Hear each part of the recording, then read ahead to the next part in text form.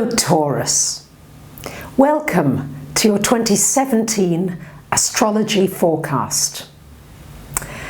I'm going to break down the year into the important parts and show what each of the aspects means for you. We start out the year with Mercury still retrograde until the 9th of January. So don't be surprised if things don't really get going before the middle of January. Could well be a feeling of things being a little sluggish, people not really getting back to work very quickly, just things on a little bit of a go slow. So as long as you can be aware of that and just allow yourself to enjoy maybe a little bit more free time, then you won't get yourself stressed out, and that's the main thing. I will be presenting at the end of the video all these important dates that I will mention as we go along, so you'll have something to refer to at the very end. This year, you're going to see some remarkable opportunities for growth in your career, in your job, in your work, in what you want to do in the world. You'll also have a lot of opportunity for growth, particularly towards the latter part of the year in your relationships area. So let's break it down. We've got this Mercury retrograde happening until the 9th here with Saturn in your 8th house. So it's important really to begin to reflect on the deeper things in life. The 8th house is a very deep house. And so Mercury there, it's going to give you an opportunity to maybe think about anything to do with astrology, anything to do with metaphysics generally, psychology, the deeper workings of the mind, behavior patterns, unconscious behavior patterns, and becoming aware of behavior patterns that are not serving you anymore. Maybe you realize that you've got a behavior pattern about money because the 8th house is to do with money. Maybe you feel as though other people are not generous enough with you, or are maybe too generous and you're not strong enough yourself to make your own income and money. Mercury in this 8th house as well with Saturn can mean that it's a good time really to resolve any kind of financial situation. So it could be to do with taxes, be a really good time to focus on getting any tax information that you might need to get it during that first part of the year. Really useful, especially that first couple of weeks in January. Now the eclipses this year are in February and in August. So the first eclipse that we've got is on February the 10th. And we've got a lunar eclipse happening here for you, Taurus, in your 4th house of home. Now a lunar eclipse often brings changes connected with your, in the 4th house, connected to your family, your home situation.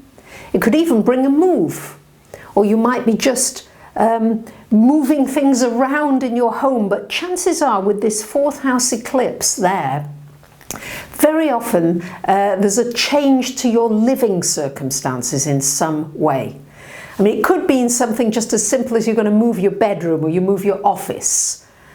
Or you maybe renovate something or do something, change something. But there's certainly a change happening to do with your home, your security, your family. And on February the 26th, we've got a solar eclipse happening here in Pisces in your 11th house. And so this solar eclipse, along with Neptune there, is bringing you an opportunity for some wonderful new beginnings, connected with new friends, new social circle, new people coming into your life. And with Neptune there, you might find you meet soulmates, people that you just tune into. You feel, these people are my tribe. I feel so comfortable with these people. So I would suggest that with that solar eclipse that you really trust your intuition. If you're being guided to join a particular group, to go to a meeting, a conference, a course, whatever it is, just go and trust it, because chances are you could meet some really special people during that time. That the eclipse can trigger that coming. And remember, eclipses last for up to 6 months or more. Now, the important news is that between March the 6th and April 15th, your ruler Venus goes retrograde. Only happens every 2 to 3 years, so it doesn't happen every year, but it is happening this year, and it's happening. So March the 5th to April the 15th is from Aries and it's going back into Pisces. So it's between the 12th and the 11th houses. So when Venus is retrograde, it's not the best time for getting into a new relationship. However, with Venus retrograde in your 12th house, you could well have somebody, a lover or somebody from your past, come back into your life. Or you may have some insights about a past relationship that enables you to find closure, emotional closure or understanding, to still feel the love for that person, but maybe just to be at rest, at ease. And then the Venus retrograding into your 11th house here really could mean that an old friend comes back into your life from the past. Venus retrograde, it's really best to wait before getting into some kind of a serious intimate relationship. So if you can wait until after April the 15th when Venus goes direct, that would be better. But if you do meet somebody during Venus retrograde, try to go slowly rather than quickly. And this is for any relationship. It's not just love romance. It could be a business relationship. It could be a friendship. It's just about going slowly before diving in with both feet. We've got another Mercury retrograde coming up from April the 9th to May the 3rd, and that is in your sign. This Mercury retrograde starts out in Taurus and then backs up into Aries. So Mercury retrograde in your sign initially is going to be all about you thinking about how do I see myself?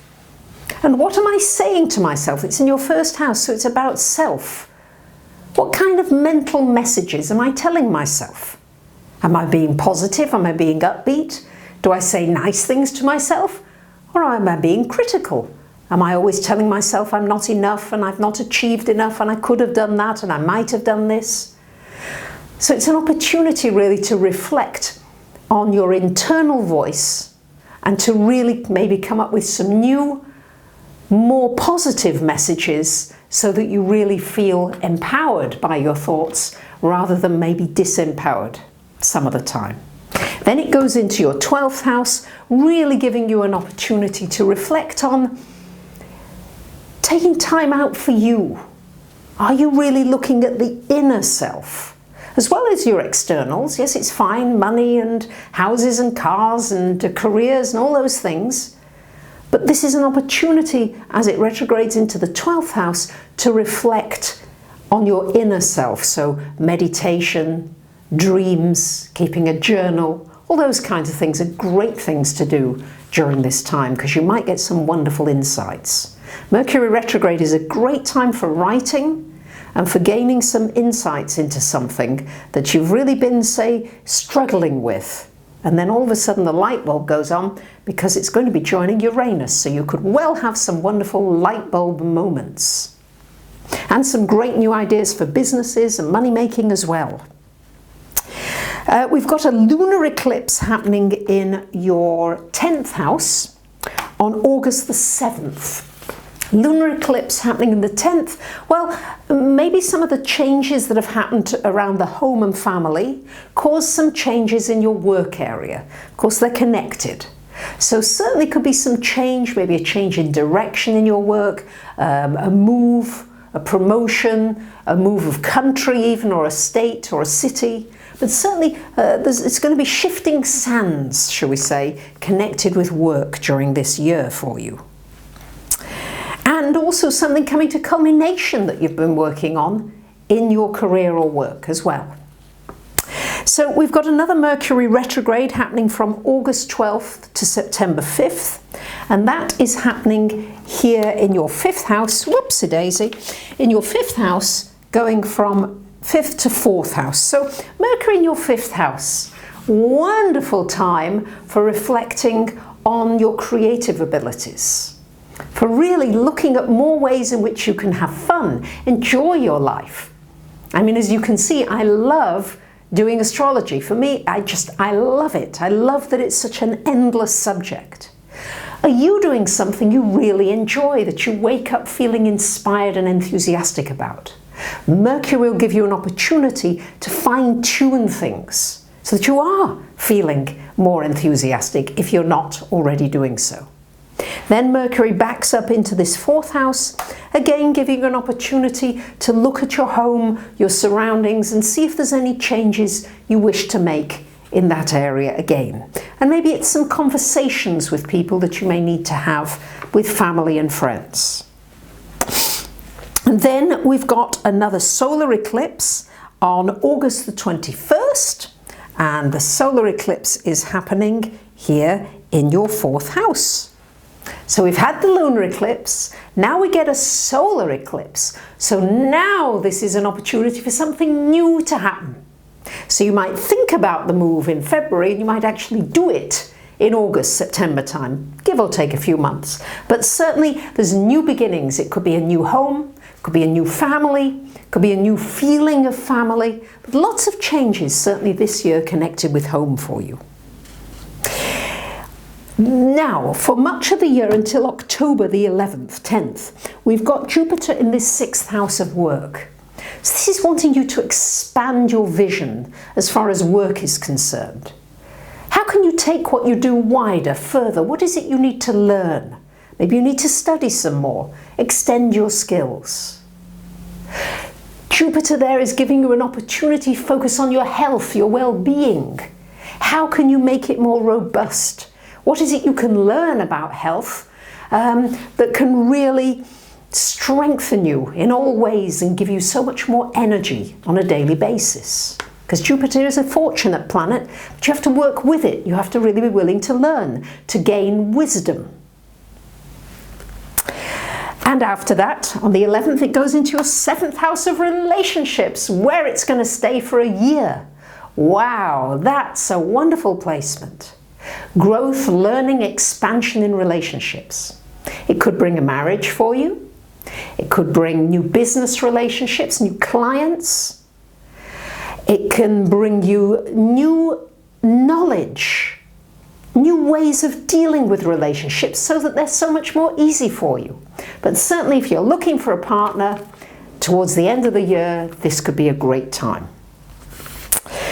We've got a final Mercury retrograde happening here again in this 8th house, giving you a final opportunity. So the beginning of the year, looking at your finances, how you think about money, other people's money, resources, and another opportunity at the end of the year maybe to complete something. Maybe something you started at the beginning of the year completes, especially to do with finances, and also maybe to do with somebody financing you, giving you some money, helping you in some way. And finally, on December 20th, Saturn comes into this 9th house, where it's going to stay for almost 3 years. So important time. So Saturn into the 9th house, this is a wonderful time for traveling for business. You might find yourself be able to do international business in some way. It's a great time for doing something connected with international business. It's really good for higher education, for taking a serious course of study. You might decide you're going to do a 3 or 4 year course. You might be doing it part-time, but something that really takes you deeper. And you're certainly going to be looking at your spiritual self in new and more practical ways. You're going to take a lot of the spirituality that you have and bring it into a practical living more and more and more. It's an exciting year ahead, dear Taurus. I wish you a wonderful year. Thank you to so many of you for commenting, sharing, subscribing. You might like, I'm now offering specially designed paintings according to your astrology, something designed especially for you. As you know, I'm painting a great deal. You might have something that is just a present that you might like to give to somebody. Imagine that, a custom-made painting that vibrates exactly for you, that can energize you, that can heal you, that can give you inspiration. Just an idea for you to consider for maybe gifts towards the end of this year, this season. And for those of you who are interested, I'd be delighted to look at your personal astrology. Thanks for being with me. I do appreciate you very, very much.